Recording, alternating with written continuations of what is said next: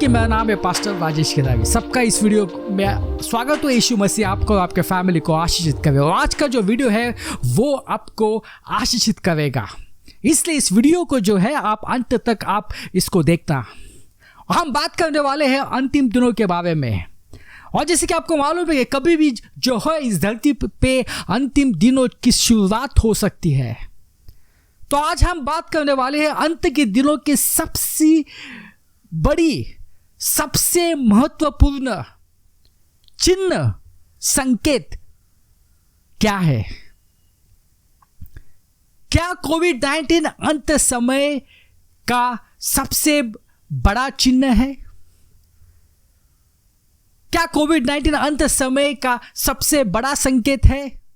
ये आज हम जानने वाले हैं, क्योंकि बहुत सारे लोग कह रहे हैं कि ये जो कोविड-19 जो है ये अंत समय के सबसे बड़ा जो है वो संकेत है।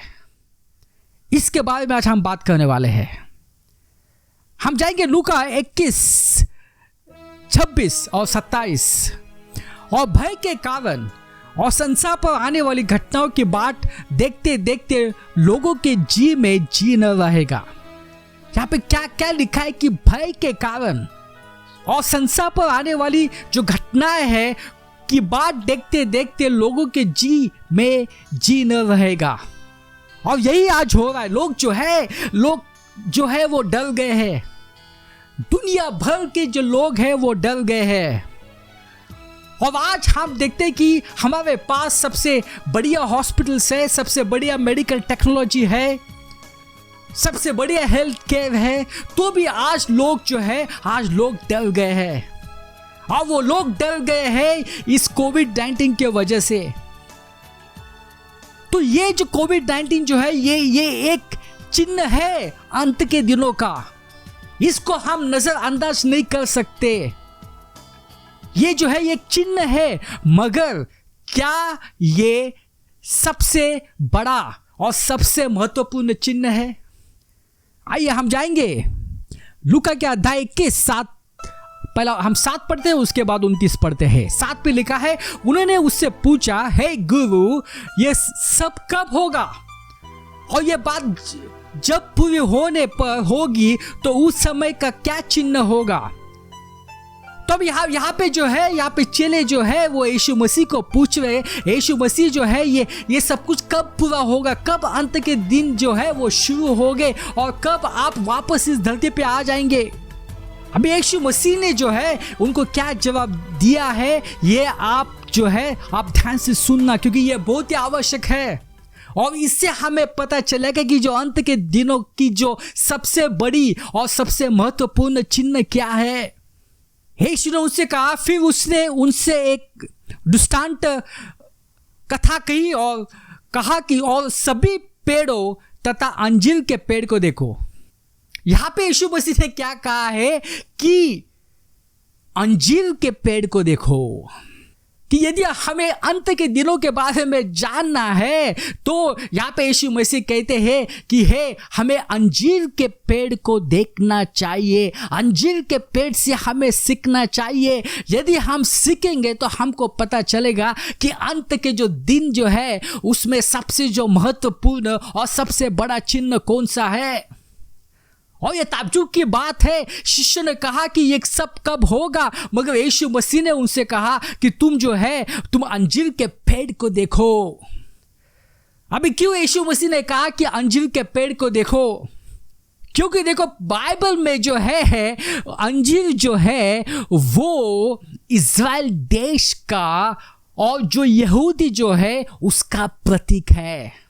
और बहुत सारे वचन में जो है जब इज़राइल के बारे में जब बात आती है और यहूदी लोगों के बारे में बात आती है तो बाइबल जो है वहां पे कहती है अंजीर का पेड़।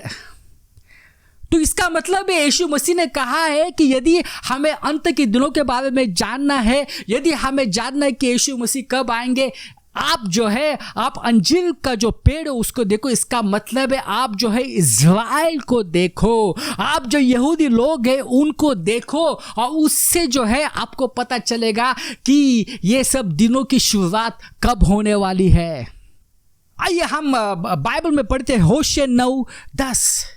क्योंकि इससे हमें पता चलेगा कि बाइबल जो है अंजीर का जो पेड़ है वो एक प्रतीक है इज़राइल देश और यहूदी लोगों का।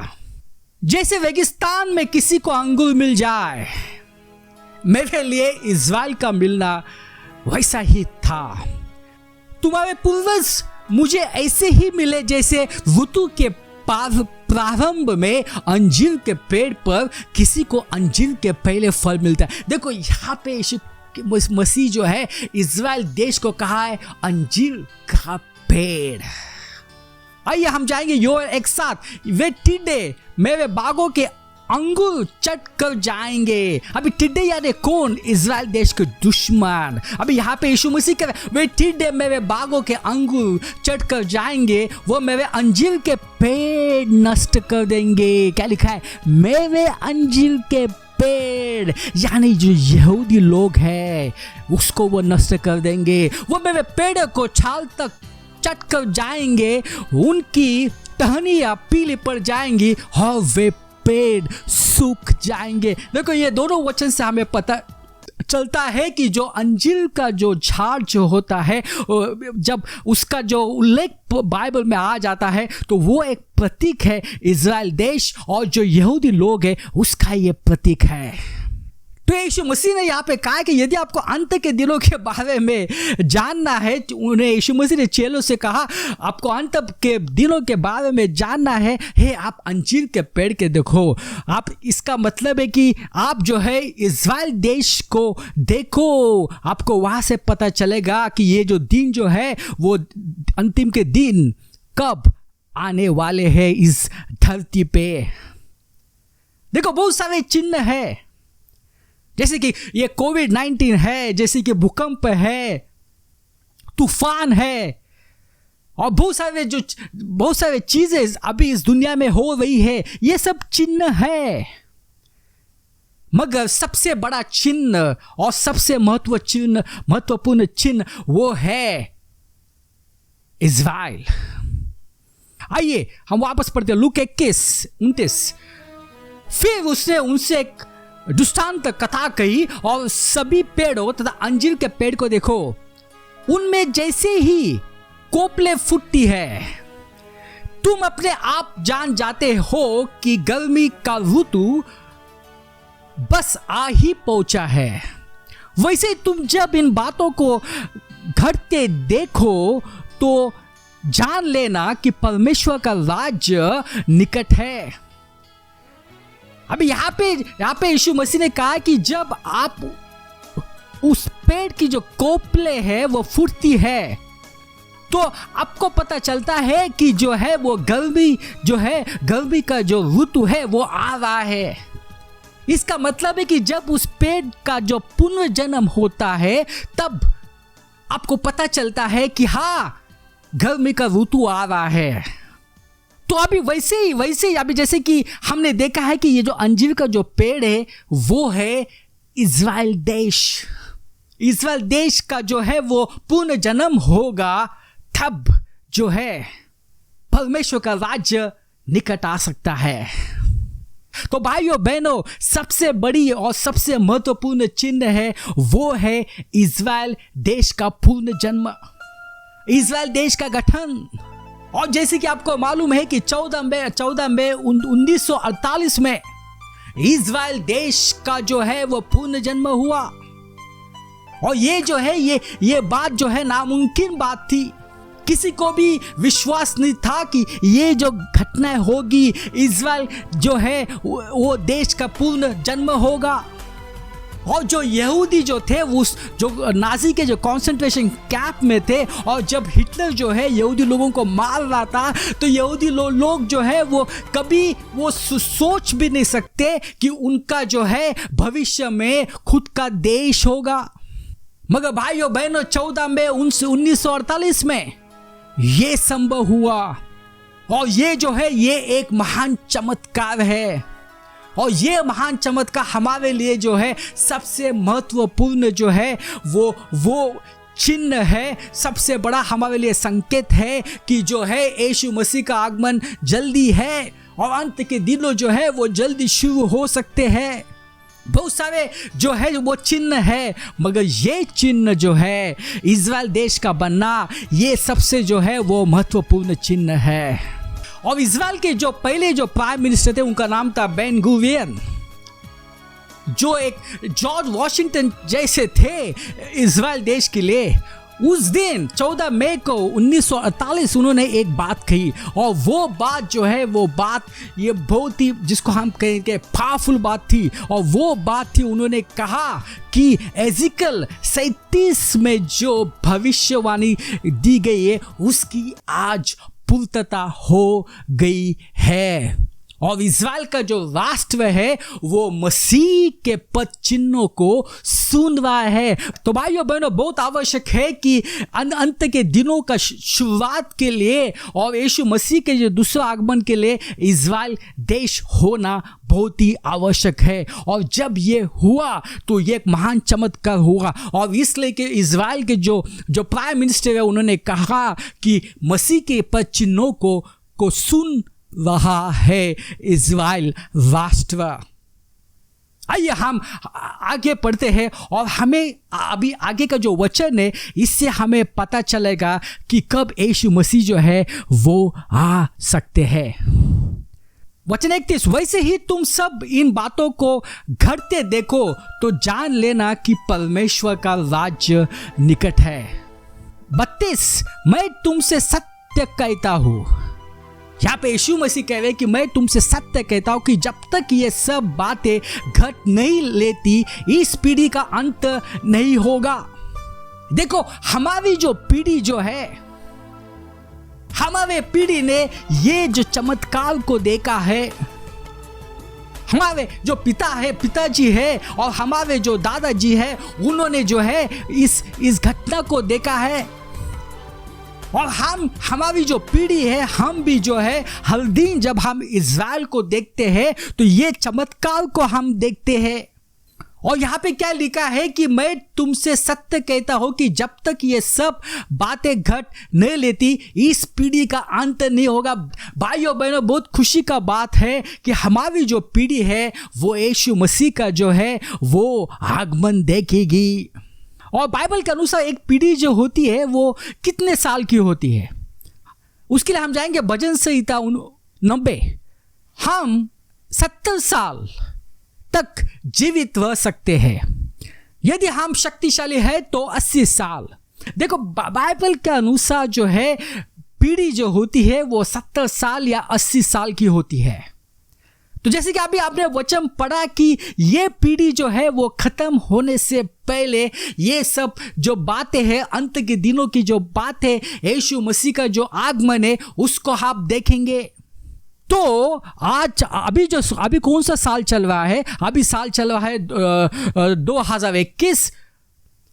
तो उसमें जो है हम माइनस करते हैं 1948, तो हमें कितने साल मिलते हैं? हमें मिलते हैं 73 साल।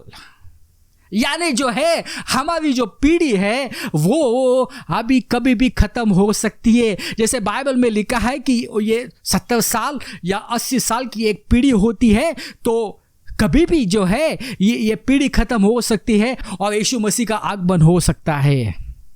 भाइयों बहनों, इज़राइल देश का जो है वो पुनर्जन्म, इज़राइल देश का गठन, ये सबसे बड़ी जो है वो महत्वपूर्ण संकेत है।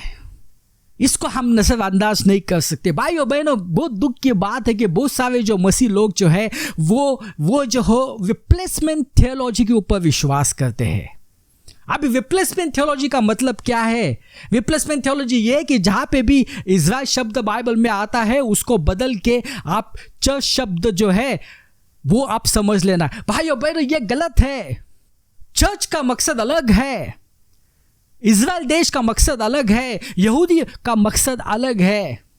तो इसको जो है इसको हम जो है ऐसा नहीं कह सकते कि जहाँ पे भी इज़राइल जो है वो राष्ट्र का नाम आता है आप उसको बदल के चर्च का नाम करो। नहीं, ये बहुत ही आवश्यक है, क्योंकि बाइबल में हमें बताया है कि यदि आपको अंत के दिनों के बारे में, यदि आपको के बारे में जानना है कब ये शुरू होगा, तो आप जो है वो अंजीर का जो पेड़ है यानी इज़राइल देश, उसकी ओर देखो। और जैसे कि आपको मालूम है कि यीशु मसीह का जो दूसरा आगमन है वो होने वाला है यरूशलेम में। और यीशु मसीह जब आएंगे तब वो 1000 साल का जो उनका जो राज्य है वो भी जो है वो होने वाला है यरूशलेम से। तो आप इज़राइल देश को आप जो है वो नज़रअंदाज नहीं कर सकते। इसलिए यदि आप रिप्लेसमेंट थियोलॉजी के ऊपर विश्वास करते हैं, आप उसके ऊपर विश्वास मत करना। भाइयों बहनों, बहुत ही आवश्यक है कि हमारा उद्धार होना, क्योंकि जब हमारा उद्धार होगा तब जब यीशु मसीह आ जाएंगे तो हम यीशु मसीह के साथ जो है हम स्वर्ग में जाएंगे। और यदि हमारा उद्धार नहीं होगा तो हमें जो है वो अनंत काल जो है वो नरक की आग में जो है तड़पना होगा। और बाइबल कहते हैं वहां पे पानी का एक बूंद भी नहीं है। तो बहुत ही आवश्यक है कि आपका उद्धार होना, और आपको कुछ करने की आवश्यकता नहीं है, क्योंकि सब कुछ यीशु मसीह ने किया है। आपको सिर्फ जो है वो यीशु मसीह ने जो लहू बहाया है उसके ऊपर विश्वास करना है। उन्होंने आपके लिए जो है लहू बहाया और 3 दिन के बाद जो है वो जी उठे, उसके ऊपर आपको विश्वास करना है। आइए हम प्रार्थना करते हैं। हे पिता परमेश्वर, धन्यवाद देते ये समय के लिए। आप महान खुदा है और हमें मालूम है कि आप जल्दी ही आने वाले हैं पिताजी। और जैसे कि आपने हमें कहा है कि आप जो है वो इज़राइल देश को देखो, इससे हमें पता चलेगा कि आप कब आ रहे हैं। धन्यवाद देते इस वचन के लिए। यह सब प्रार्थना यीशु मसीह के नाम से करते हैं, आमीन।